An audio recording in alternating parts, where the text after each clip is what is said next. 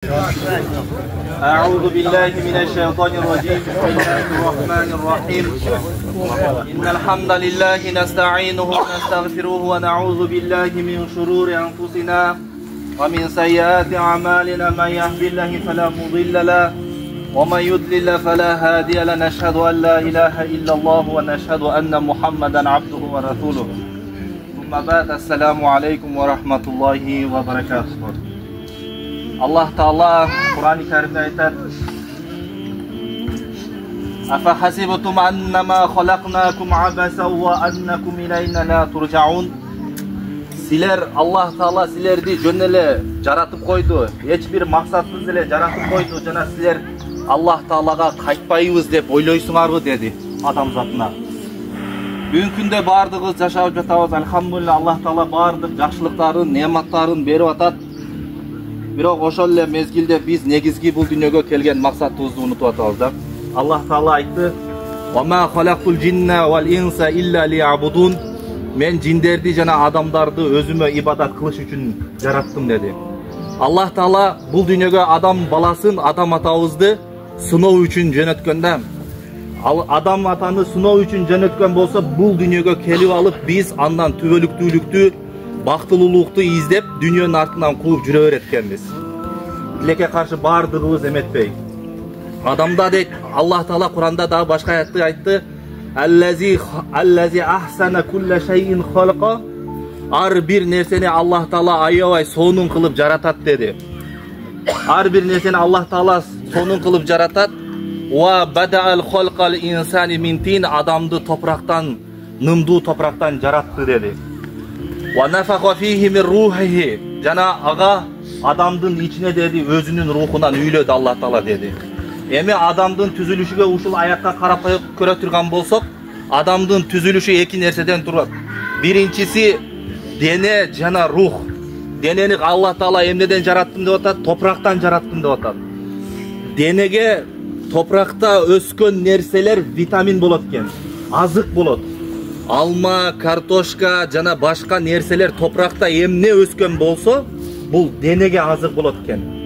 Ал эми рухту каяктан үйлөдүм деди Аллах Таала? Өзүмдөн үйлөдүм деди. Демек, рухка эмне азык болот десек, рухка бул ал-вахи дейт да, Аллах Тааланын сөздөрү, пайгамбарыбыз Мухаммад Мустафа саллаллаху алейхи ва салламдын хадистери эмне болот экен? Азык болот экен.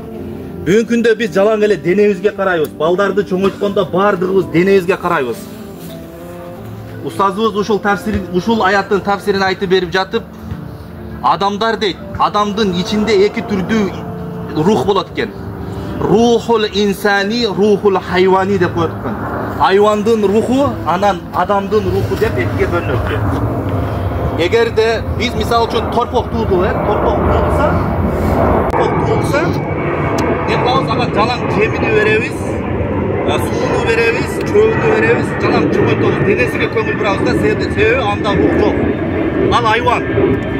Бүгүнкү күндө биз балалуу болсок, кыздуу болсок, жаш балдарды дагы ошондой эле тарбиясыз өстүрүп атабыз да. Эгерде биз тарбиясыз өстүрө турган болсок, малдан айырмасы жок болот. Эмнеге? Себеби малга деле чөбүн бересиң, жемини бересиң, азыгыны бересиң, жалаң ичирип жедиресиң, анын денеси чоңоет да. Эгерде биз балдарыбызга тарбия бербей турган болсок, дин үйрөтпөй турган болсок, анда балдарыбыз не сыяктуу болот экен? Айван сыяктуу болот экен да. Себеби анда не чоңоет? Айвандын руху чоңоет.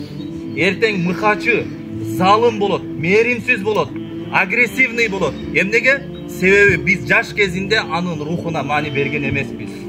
Жалаң эле иштеп кел, балам, акча табып кел деп полияга чыгарып жиберебиз, окуусуна маани бербейбиз, дин үйрөтпөйбүз, тарбия бербейбиз дагы. Эртең анан чоңойгон кезде биз андан бир жакшы молдо баланы күтөсүң да. Мени балам сыйлайт депчи. Өткөндө мына группага келди, бирөө Ферганада деди, Өзбекстанда апасын уруп аткан экен, телефон чукулап, телефонун алып алса, апасын уруп атат, апасын тебип атат, чоң энесин тебип атат. Бул неден болот? Бул ошо тарбия жоктуктан болот. Биз жалаң дүйнө деп денебизге көңүл буруп, рухубузга көңүл бурбагандыктан болот да. Тескерисинче биз мисалы үчүн бир күндө 3 маал каза кылбастан тамак жейбиз. Эртең мененки завтрак, обед, ужин жейбиз. Бирок биз багымдатты казак кылабыз, пешинди казак кылабыз, асырды казак кылабыз, шамды казак кылабыз, бардыгын казак кылабыз. Бирок тамакты казак кылбайбыз.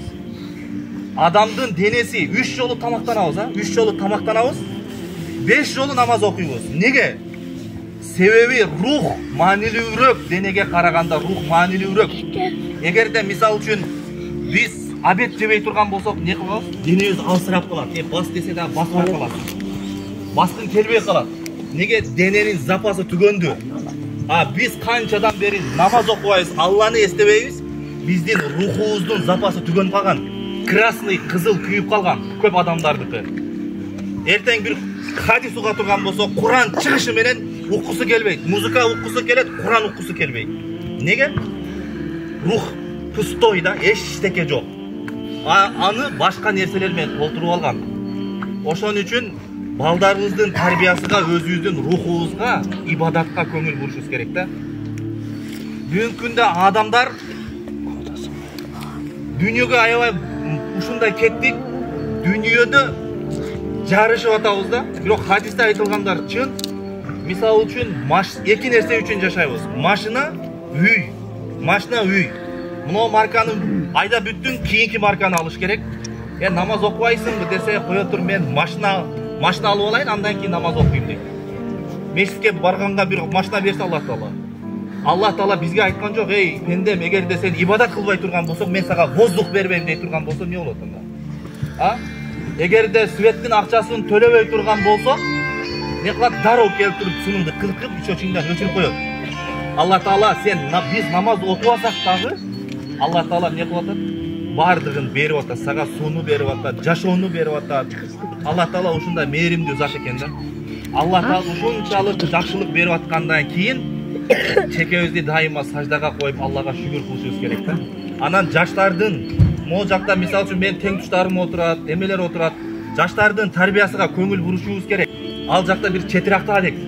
Анчалык бузукулук, фитна деген нерсе ал жака анча барбайт эле. Бирок бүгүнкү күндө бул жака көчүп келдик, бул жак шаарга жакынбыз да. Бул жерде цивилизация деген нерсе бар да. Анан глобализация деген нерсе бар. Глобализация бул ааламдашуу. Адамдар жанында орусу дагы жашайт, Кытайы дагы жашайт, башкасы дагы жашайт. Ошолордон көрүп биздин балдарыбыз таасир алышы мүмкүн. Биз балдарыбызга карашыбыз керек. Ким менен ойноп атат, эмнени сүйлөп атат. Мисал үчүн балдарыбыздын келечектеги тарбиясыга кайгырышыбыз керек. Жаныбызда мисал үчүн ыймансыз болгон Кытай турат. Эртең гигант деп коет, мынча держава деп коет. Кудай сактасын, негизи айтам да, бул прогноз да, мындайча айткандачы. Ошон үчүн азыр биз ыйманыбызга көңүл бурушубуз керек, балдарыбызды тарбиялашыбыз керек, окушубуз керек. Анан өлүмдү унутпай жашашыбыз керек, урматтуу мусулман бир туугандар. Эгер келсе ажалың, эмгектеп жерге тиерсиң, этеги жокта жеңи жок, эки пут кепин киерсиң. Куйругу жокта жалу жок, керемет атка минерсиң. Карап турарга тешиги жок, караңгы үйгө кирерсиң дейт Абдрайым молдо. Эртең көрдө эч бир эмеси свети жок болот. Эртең көрдү жок дегенде адамды көр деген нерсе коркутуш керек, кабырдан коркуш керек, өлүмдөн коркуш керек.